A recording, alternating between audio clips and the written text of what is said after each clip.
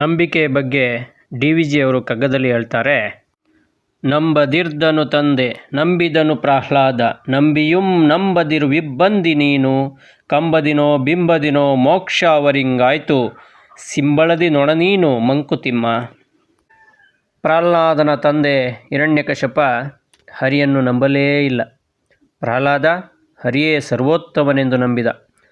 ತಂದೆಗೆ ಕಂಬದಿಂದ, ಮಗನಿಗೆ ದರ್ಶನದಿಂದ ಮುಕ್ತಿ ನೀಡಿದ. ಆದರೆ ನಾವು ನಂಬಿಯೂ ನಂಬದಂಥ ಸ್ಥಿತಿಯಲ್ಲಿದ್ದೇವೆ.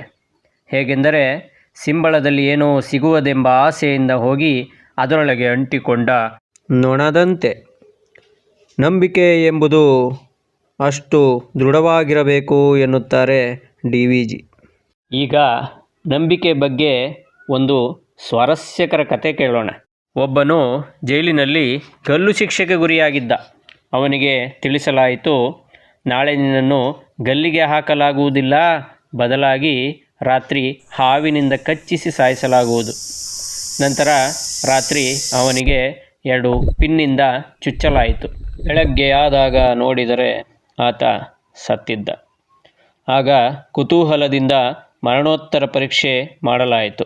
ಆದರೆ ಅವರಿಗೆ ಅಚ್ಚರಿ ಕಾದಿತ್ತು, ಏಕೆಂದರೆ ಆತ ವಿಷದಿಂದಲೇ ಸತ್ತಿದ್ದ. ಇದು ಹೇಗೆ ಸಾಧ್ಯ? ಇದು ಆತ ನಂಬಿದ್ದ ದೃಢ ನಂಬಿಕೆಯಿಂದ ಸಾಧ್ಯವಾಗಿತ್ತು. ದೃಢ ನಂಬಿಕೆಗೆ ಎಷ್ಟು ಶಕ್ತಿ ಇದೆ ಎಂದರೆ, ಇಂಪಾಸಿಬಲ್ ಅನ್ನೋದು ನಂಬಿಕೆ ಇಟ್ಟರೆ ಐ ಆಮ್ ಪಾಸಿಬಲ್ ಆಗುತ್ತೆ.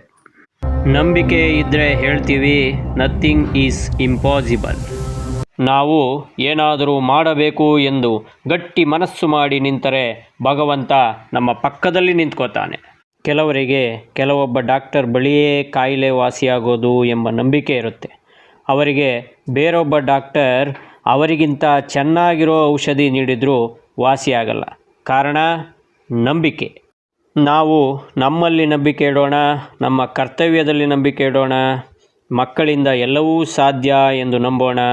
ಎಲ್ಲರಿಗೂ ಧನ್ಯವಾದಗಳು.